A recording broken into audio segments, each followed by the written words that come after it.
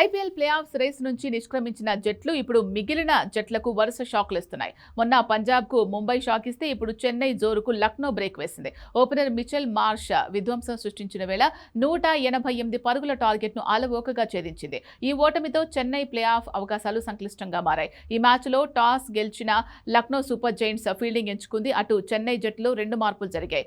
Overton స్థానంలో Spencer Johnson, Akhil Hussain స్థానంలో గుర్జపనీత్ జట్లోకి వచ్చారు.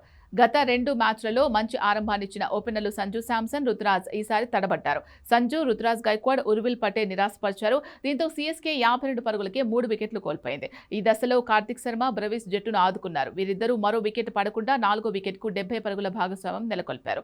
ఈ సీజన్లో పెద్దగా అంచనాలు అందుకోలేకపోయిన కార్తిక్ శర్మ అదరగొట్టారు. భారీ షాట్లతో రెచ్చిపోయారు. దూకుడుగా ఆడుతూ హాఫ్ సెంచరీ పూర్తి చేసుకున్నారు. అటు బ్రవిస్ 25 బంతులకు అవుట్ అవ్వగా కార్తిక్ శర్మ 42 బంతుల్లో 71 రన్స్కు వెనుదిరిగాడు.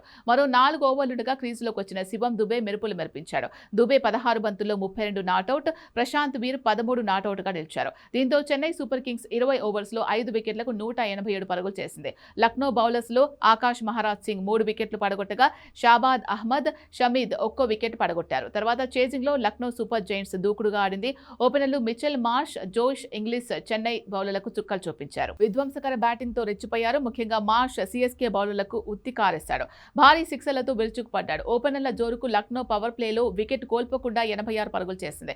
ఈ క్రమంలో మార్ష్ హాఫ్ సెంచరీ పూర్తి చేసుకున్నాడు. అటు ఇంగ్లీష్ కూడా దూకుడుగా ఆడాడు. వీరిద్దరూ తొలి వికెట్కు 135 పరుగులు జోడించారు. ఇంగ్లీష్ 36 పరుగులకు అవుట్ అయినా మార్ష్ మాత్రం మరింత రెచ్చిపోయాడు.